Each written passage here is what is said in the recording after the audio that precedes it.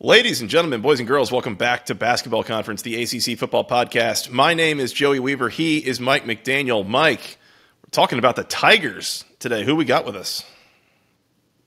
Will Qualkinbush, friend of the program. Will, what's going on, man? Mike, Joey, I'm doing great.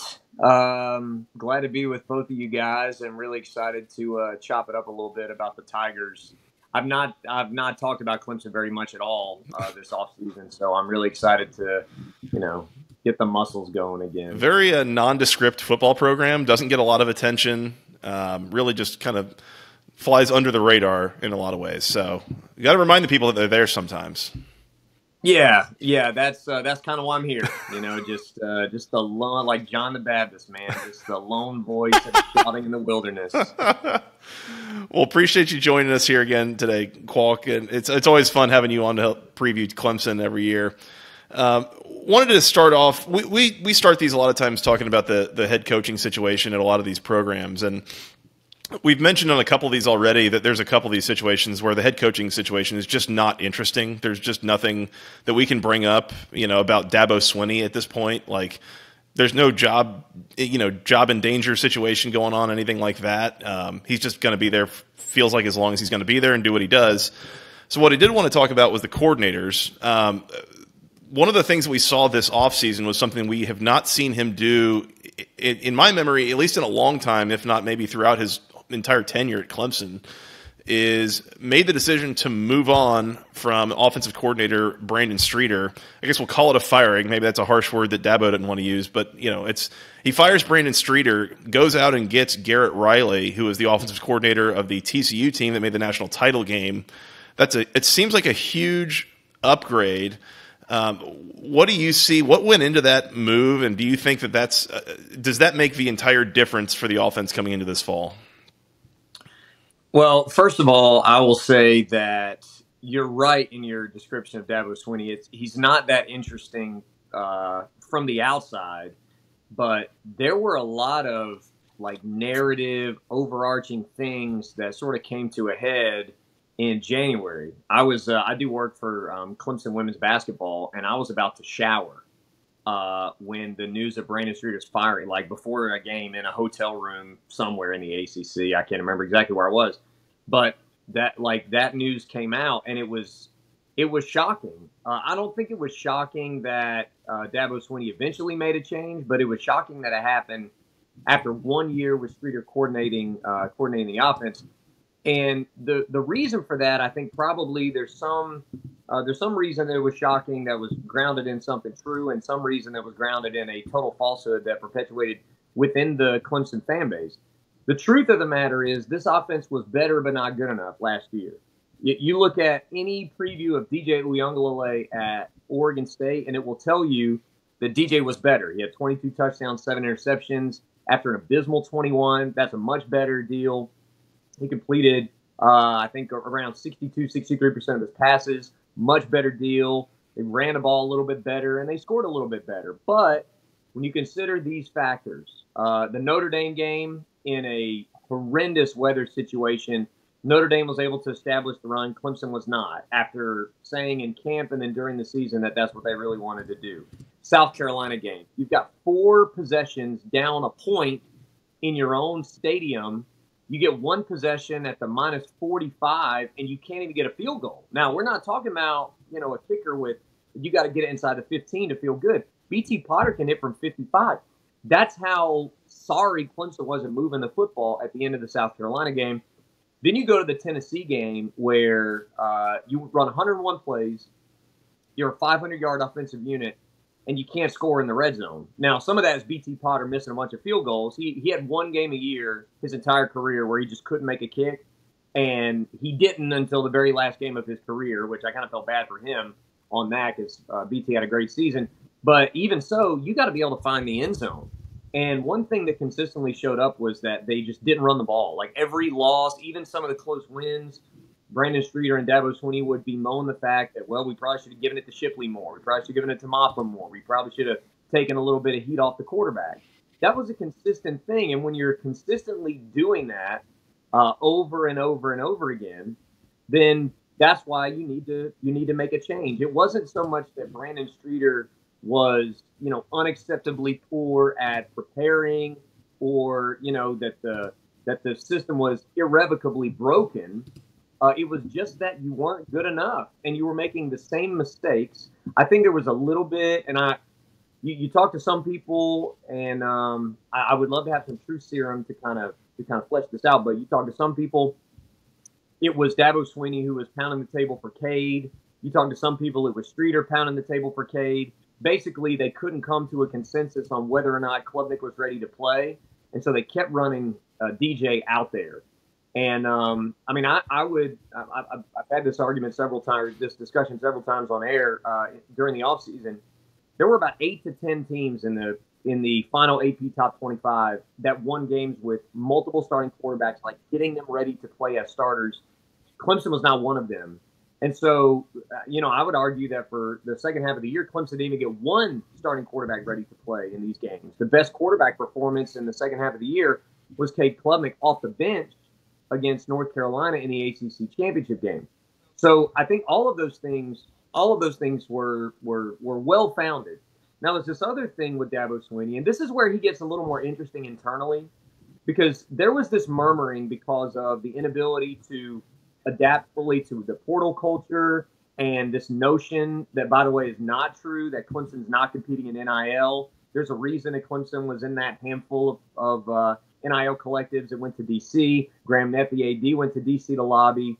Clemson's routinely in the top 10, 15, 20 in terms of aggression, in terms of, buying power. You can see it on the basketball side. You can see it on the football side, certainly. You're starting to see it on the baseball, softball side, too. The Clemson's NIL situation is fine, but there's this perception that because Dabo doesn't lead with it, Clemson doesn't do it. And I actually think Dabo's not doing himself any favors with fans and even some of the other coaches on campus, because he sort of frames it as like it's not important, even though it is important. It's just not the main thing. So anyway, we can get into that another time. But there's a bit of a perception issue on that. But even among the fans, people have said, well, Dabo's gotten soft. All he does is promote from within. He just wants to hire his people. You're not going to fire family, et cetera, et cetera, et cetera. And I've tried to remind people, this is a guy that fired Billy Napier, who was his hand-picked offensive coordinator after 3 years, or really 2 years plus a few games, to hire Chad Morris. Like, Billy was promoted by Dabo. Like, one of the first things he did was fire Rob Spence and promote Billy Napier. So Dabo is not more loyal than he wants to win. Was that Dabo's not? Sorry, more. Go ahead. Was that the last assistant that he fired, Billy Napier? I'm trying to think. No, Kevin Steele, 2011. Okay. So 2010, there was a whole sort of overhaul offensively where it was Napier. It was, I'm trying to think, it was Andre Powell, the running backs coach, and then somebody else left as well. They had an overhaul there, and then Kevin Steele was fired in 2011 and brought in Brent Venables. So it had been a while, but really you could say Clemson hadn't had guys who needed to be fired. That's not to say they were winning the Broyles Award every year, but you didn't have guys that needed to be fired. And I think if you ask Dabo Swinney, he didn't think Brandon Streeter needed to be fired. But he was willing to upgrade that spot, sort of in a ruthless, like, throat slit move, wait to see if a replacement emerged before making a move for Streeter, which, if you believe that Clemson's this, like, Mr. Rogers, it's a beautiful day in the neighborhood, like we're just skipping around the Rose Garden, that kind of place.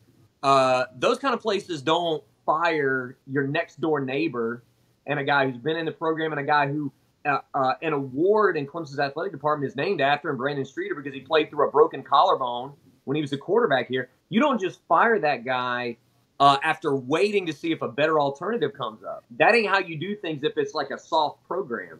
So this idea that Dabo is more focused on building a certain kind of program than he is about winning, I think went by the wayside. And you had these people who said, well, Dabo, he just wants to hire from within. That's what he wants to do. And, it takes some courage, I think, to know how you want to build a program, that sort of small business model where we've got what we need in-house and we'll just pass it off down the line. We're going to train people up.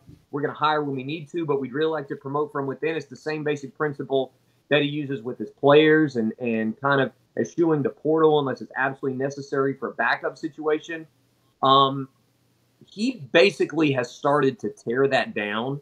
I'm not saying it's going to go down to the studs, but personally, I think that takes a really strong and humble person to do that, to say, this is what I think a program should look like, and then to say, well, maybe it's not, and I should go get the best guy.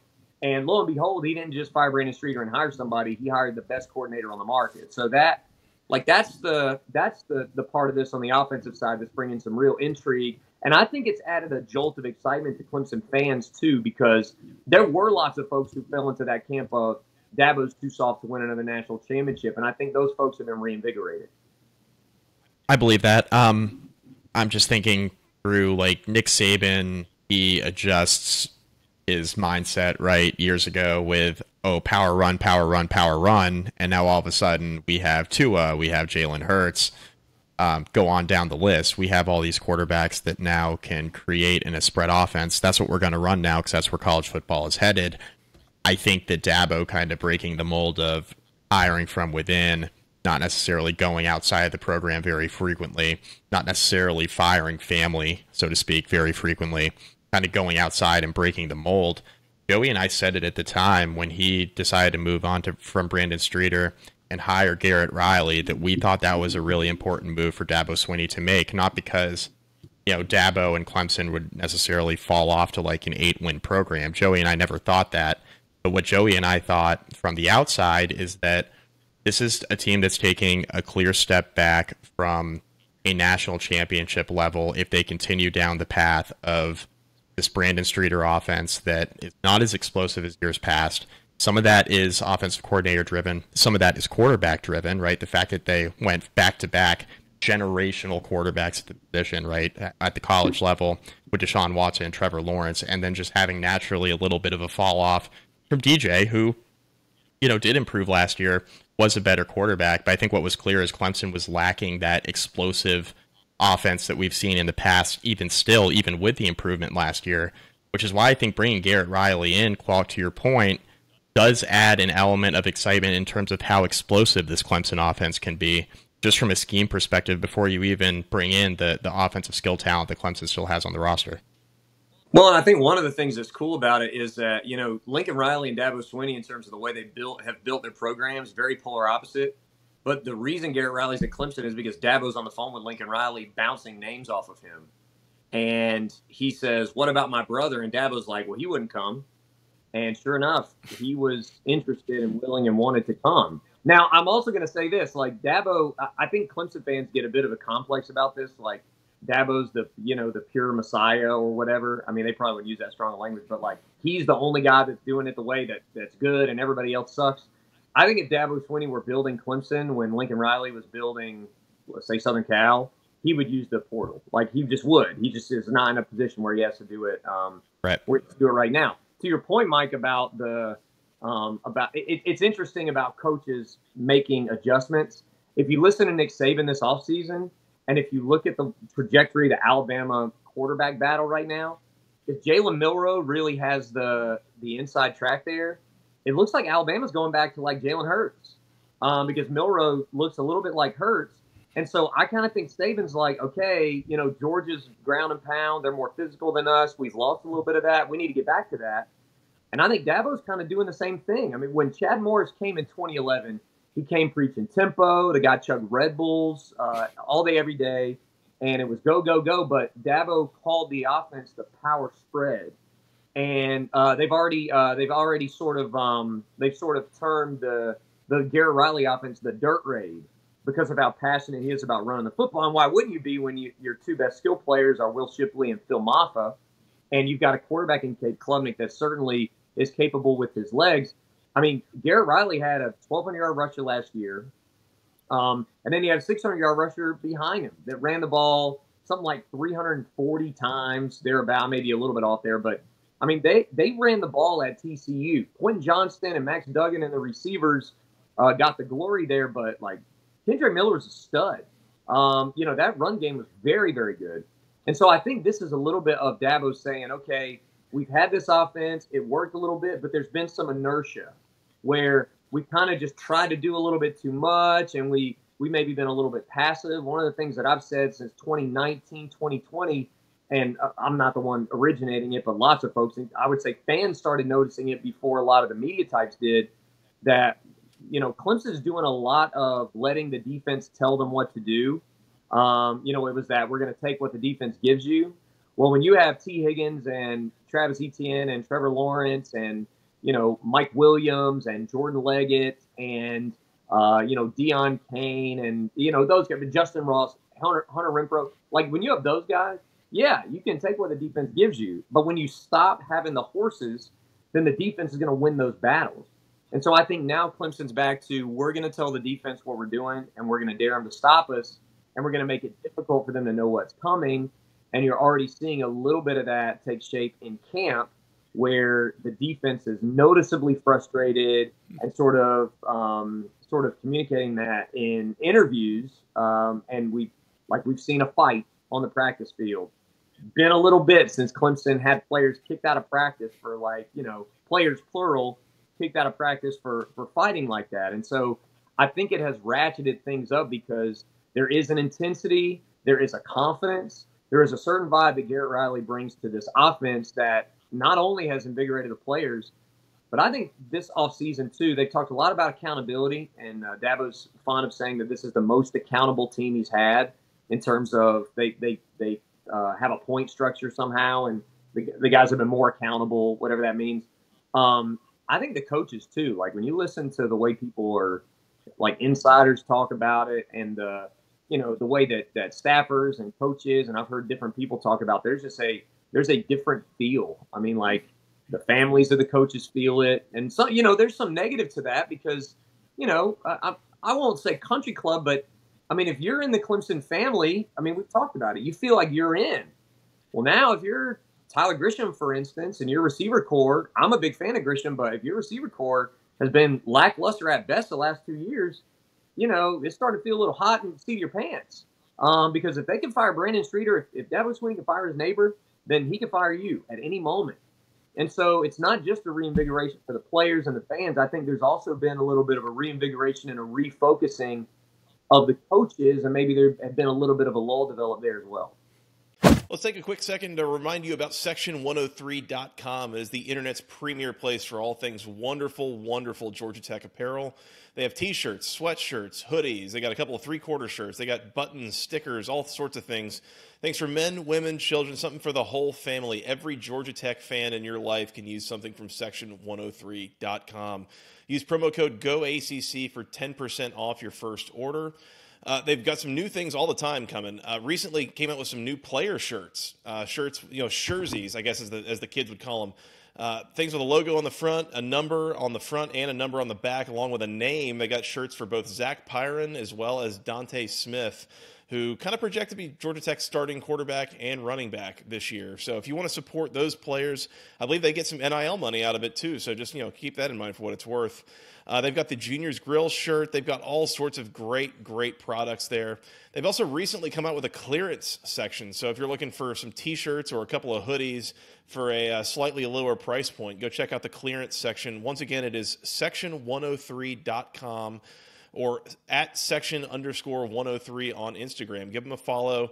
Check it out. All things wonderful Georgia Tech apparel. Again, using the official team colors, the official word marks, everything. It is all officially licensed. It is super comfortable, super high quality. I love mine. You will love yours as well. Check out the performance wear if you're looking for things to keep you cool here during the summer. In any case, one more time, that is section103.com, the internet's best place for all things wonderful Georgia Tech apparel. That's it for now. Let's get back to the show. I want to hit on strength of the team here, Qualk. If there's any one or two units on this team, position groups, that are the real strength, lots of depth, that you think will be maybe the calling card that kind of carry this team throughout the season, what would that be? Well, I think it starts. People are going to start with linebacker, but linebacker is really a strength-weakness sort of 50-50. Because there's not a lot of depth there. They only have 6 scholarship bodies. TJ Dudley kicked off the team a few weeks ago for some violations of team rules that are very internet worthy at the moment. So we'll just leave it at that. But you've got Barrett Carter and Jeremiah Trotter, who are both potential first-round picks if things go right. People say that may be the best tandem of linebackers in college football. Wade Woodaz is a terrific sort of third wheel there who's going to play some Sam linebacker. He's filled out. He's put on about 15 pounds. So if one of those guys goes out, like right now Trotter's dealing with a minor injury, he's being held out, which is giving Woodaz some more reps in the box, which allows Clemson to play with their extraordinary safety depth. Now, I don't know that they have like a star at safety. Andrew Makuba is the name. Jalen Phillips and R.J. Mickens are the older guys. And they've got some young guys. Khalil Barnes made plays in the spring and continues to make plays in practice as a true freshman. I think he's the freshman that probably I'm most high on. That's also, there's a chance that he redshirts because there's so many old guys there at safety. And so if you can move Woodaz inside to spell Carter and Trotter, it allows you to use a third safety down in the box like they kind of want to do.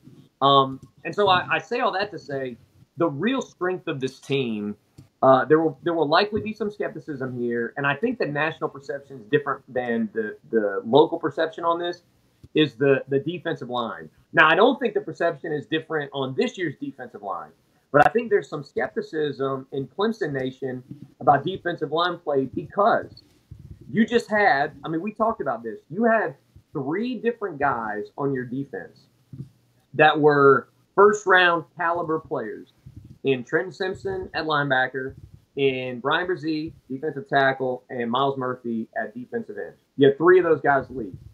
Simpson played out of position, couldn't play in the box. The linebacking core really emerged in November, and Barrett Carter just exploded in November when he and Trenton Simpson switched spots. And they were trying to play Simpson inside because that's where he fits better on the NFL level probably.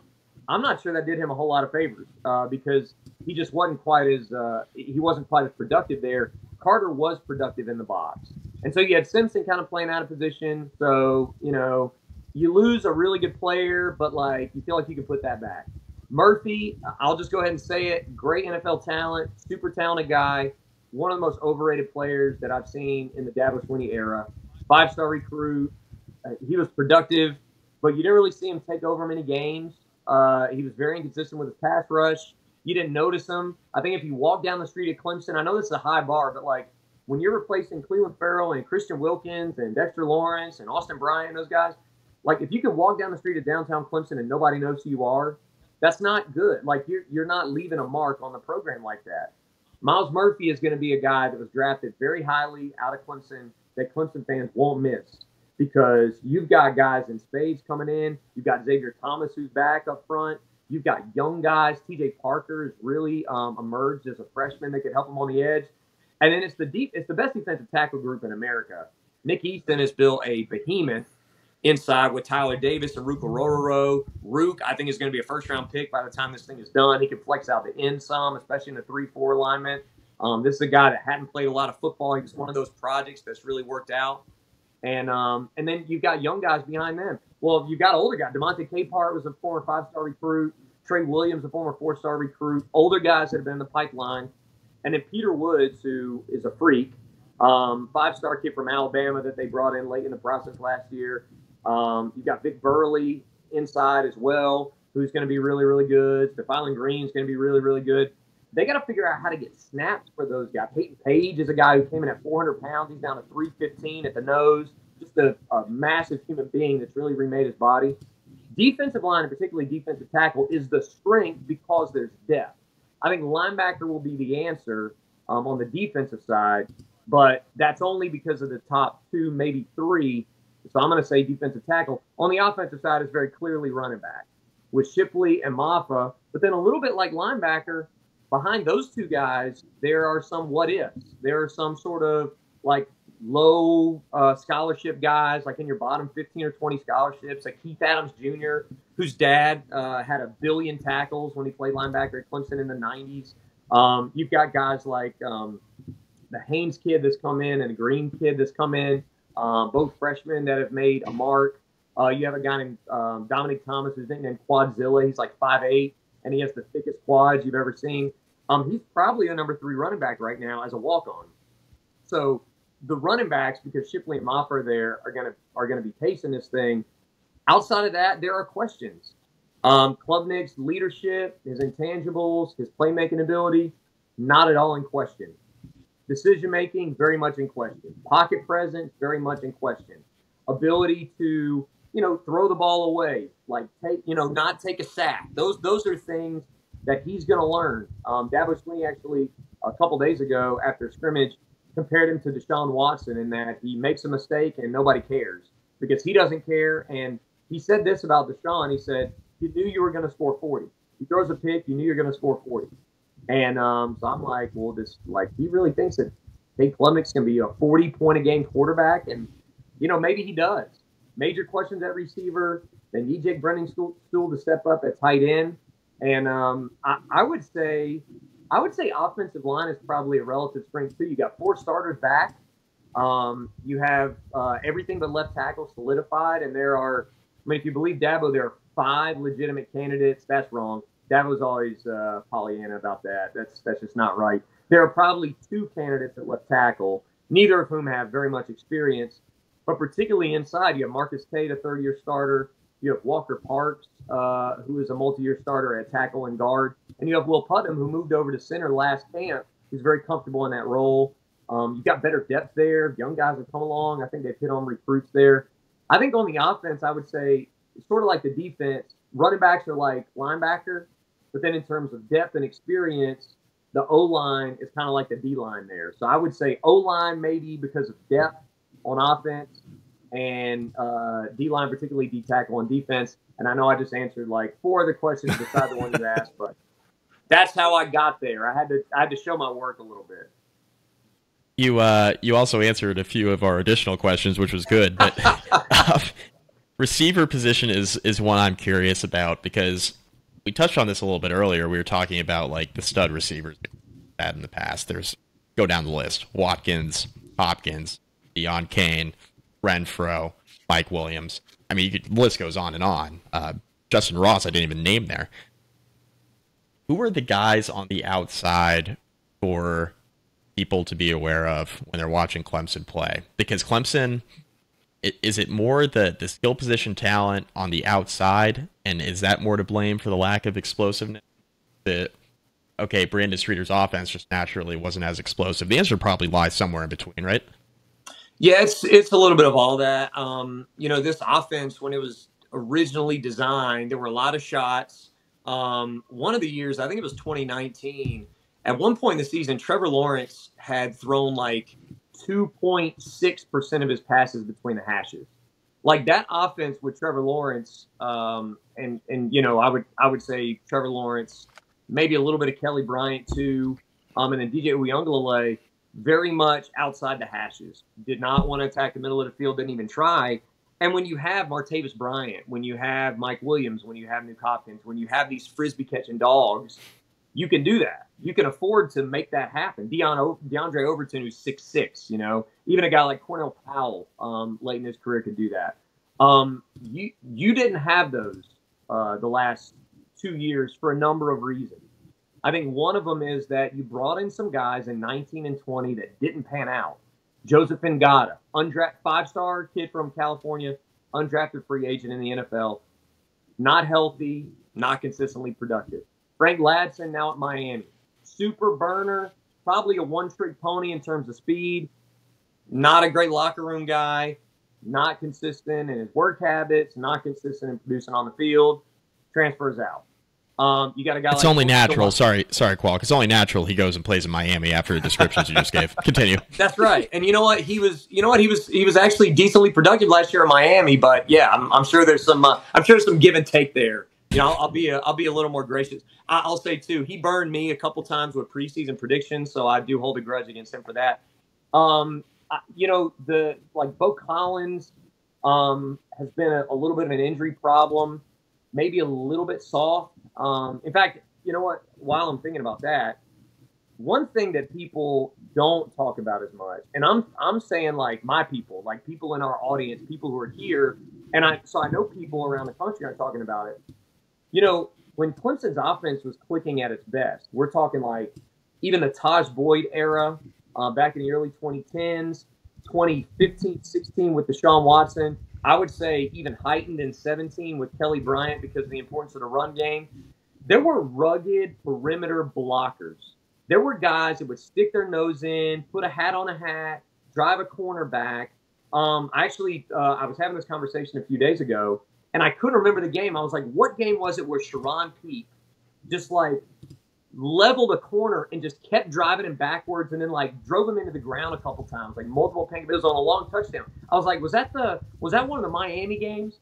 And like our text line blew up and it was like 3 different games. And that's kind of the point, that every single game those guys played, that you could see a physical presence.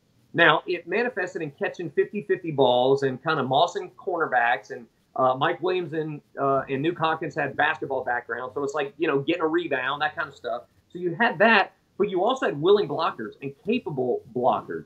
And I think this team has lacked that toughness, not just in catching the ball in the air, hand fighting with corners, winning battles, that kind of stuff. Not just mental toughness and trying to shrug off a quarterback's mistakes or things like that. But I think the physical toughness in the run game, the wide receiver group has got to return to that. Adam Randall appears to have that type of toughness. He's got some big playability, a little bit inconsistent, and is coming off an ACL. He's a freshman from Myrtle Beach. Antonio Williams was the top. He was the most explosive, dynamic receiver last year, and so I'm interested to see in year 2 what that looks like for him. He came from Dutch Fork High School, which basically wins a state title every year. Will Taylor, who was a 2-sport guy who's now focused on baseball, could be a first-round pick in baseball, was his quarterback. So like that's a really, really good program in South Carolina. He was ready to contribute early. I mentioned Bo Collins. To me, he has got to be a stud. He has got to emerge in year 3 as a guy who can get things done, because it appears they've hit on recruits in this cycle. They really like Tyler Brown, who's a kid from right up the road at Greenville High School, who is, I'll admit, that's probably my favorite guy in the recruiting class, because he was committed to Minnesota. And like, if he had gone to Minnesota, that guy would have made a huge imprint immediately, because he's got short area quickness, agility for days, knows how to play beyond his years. He's just a football player. All right. And so they've got him in the pipeline. They've got a couple other receivers they really, really like in the pipeline, as well as young guys. And then they've recruited 2 high 4 or 5 stars in the upcoming class. This is an important year for the wide receiver position, not just for these players, which it is, but also I believe it's for Tyler Grisham, because of he's like Dabo Swinney's guy. If Brandon Streeter was family, Dabo Swinney was Tyler Grisham's position coach. Tyler Grisham turned down opportunities to be on NFL coaching staff so that he could stay at Clemson in a support position with the promise that he would be a position coach one day. So this is a big deal, that it's a little bit hot under the collar for him. He really likes that group. I think they have been more challenged, and they have been more of a challenge in this new scheme, because I think one thing the other scheme wasn't doing, to your question, Mike, about the balance of this, the scheme was designed to throw 9 routes. It wasn't designed to scheme guys open. They were kind of trying to keep it simple. We'll just see what the defense is doing, see the matchup pre-snap that we like, and then just go attack it. This offense is not going to do that. They're going to use bunch formations. They're going to use a lot of the air raid concepts. They're going to cross. They're going to maneuver. They're going to do all kinds of stuff to create confusion and chaos for the defense. And they're going to run just a few things out of it to still keep it simple.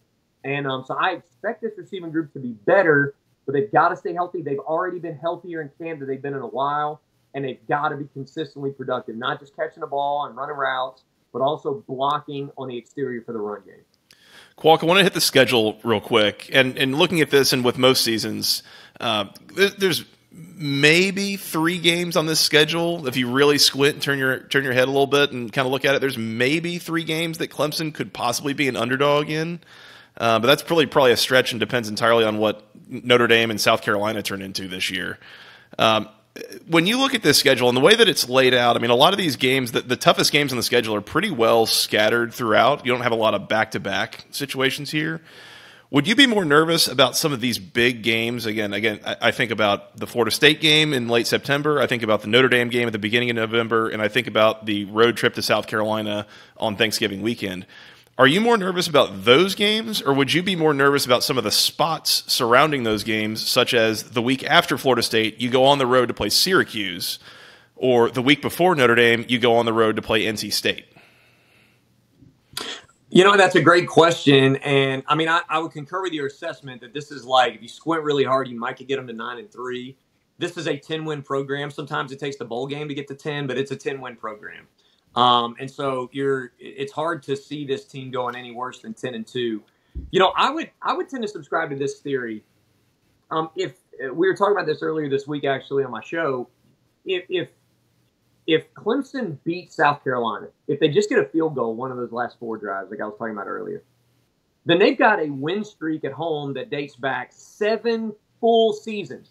Hadn't lost a home game since 2016. Okay, if that's true, how nervous are we about Florida State? How nervous are we about Notre Dame? To what extent have we maybe overcorrected and said, well, Clemson lost one home game by 1 point to a rival that hadn't beat them in almost a decade, so now they maybe can lose every home game? You know what I mean? Like, I think this schedule sets up great for Clemson because the 2 best teams on their schedule and the 2 toughest teams on their schedule, they get at home. With Florida State early, which, by the way, again, Florida State has not beaten Clemson since 2014. They have not beaten Clemson in regulation since famously in 2013, Jameis Winston came and put up a 51-14 beatdown on Clemson at home. That was one of the worst losses of the Dabo Swinney era.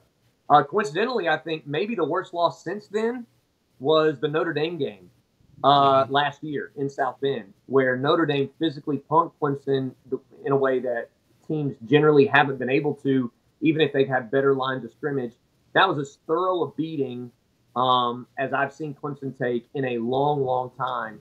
And so from a matchup standpoint, it might be Notre Dame because I don't think they're just going to totally go away from their identity. Now, Tommy Rees is at Alabama, so you got a new coordinator there.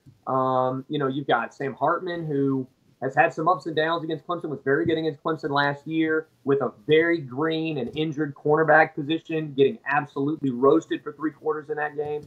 So I don't know what that's going to do to change Notre Dame's offensive look. But in terms of physicality and in terms of what they were able to do against Clemson, I would say that's maybe the biggest concern. I still think Florida State's got to prove it. Mike Norvell has 1 ranked win at his time at Florida State. He is 0 for his career in games against ranked teams away from home, so road and neutral.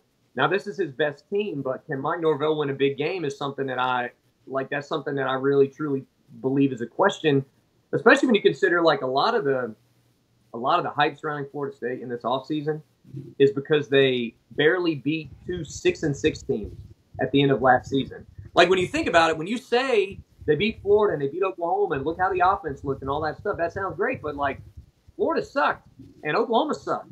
And no one that played those teams would say they were any good, right? So like, I wonder where this is coming from. And by the way, last year Florida State lost to the 3 teams that they have to beat.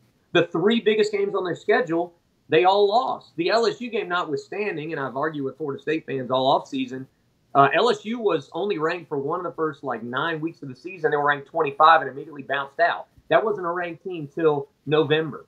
So, no, Florida State did not beat a ranked team. They beat Game 1 Brian Kelly LSU in a game that probably, they would say they probably should have won by more. I could say on the other hand, LSU probably should have won. They probably should have won the game. My point in bringing all that up is I think Florida State has got to come out and prove it.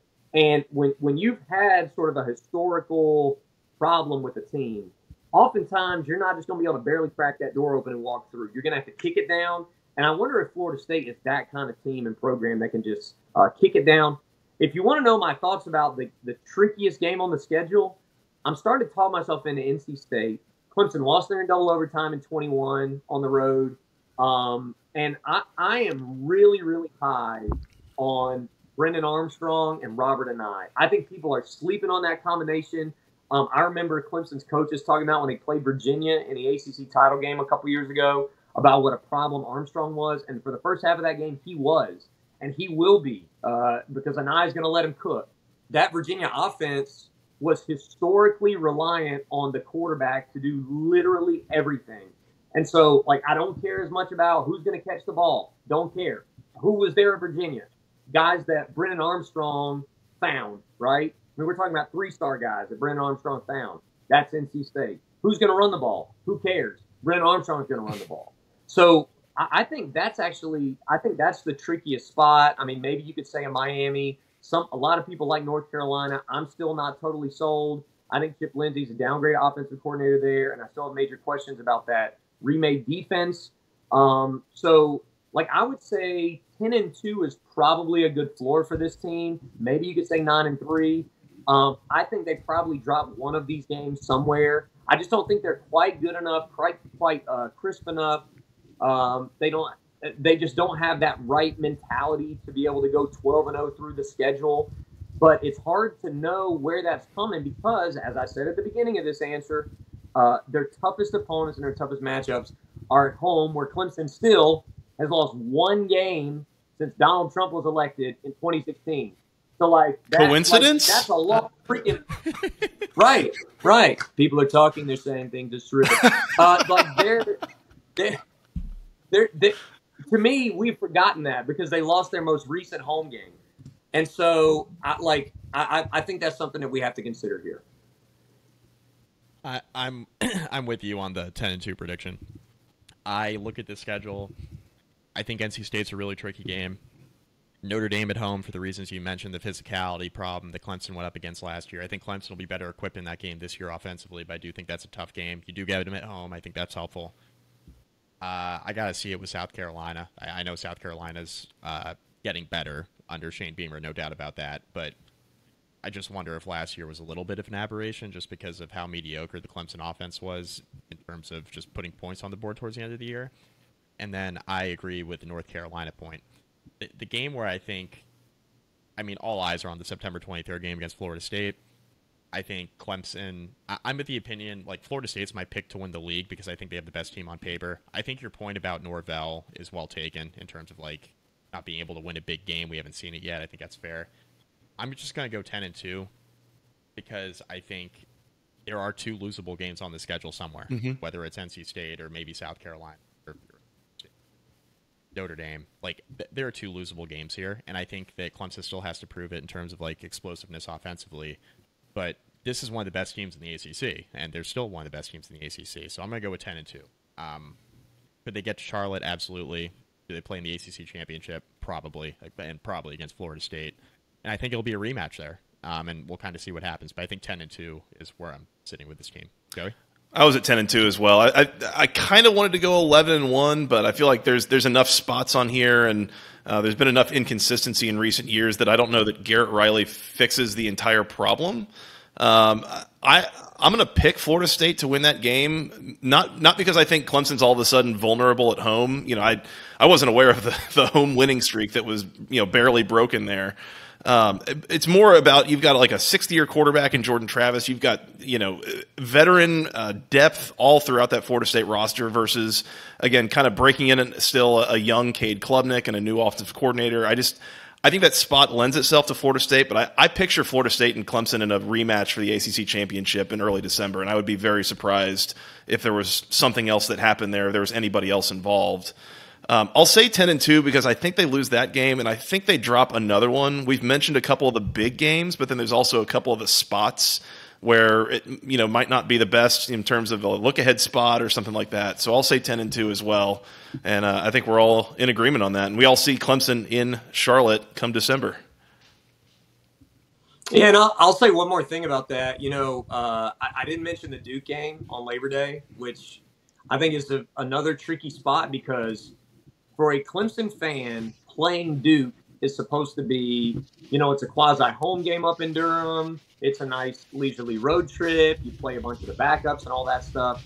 The last time Clemson radically changed its offensive approach in 2011, the team got booed off the field at home at halftime against a 3-win Troy team, and they were up 8 with like a minute left, and Wofford had the ball after they faked a field goal up 35-27 or something like that. So, there are going to be some growing pains with this offense. I don't think they're just going to show up in Durham and just light Duke on fire because Duke has as much returning talent as anybody in the league, including Clemson and Florida State. I would say they have the most, coming back, and they have a tougher schedule. So I'm not saying they're going to win 9 or 10 games, but That's one to watch too, because I think if the wrong assumptions are made about that game, that people could overreact and say, oh, Garrett Riley doesn't have it or this and that. I think that will be a tougher test than people realize for Clemson up in Durham. Just like I think they probably win by like 10-14, but it's not going to be up 2 touchdowns and maintain.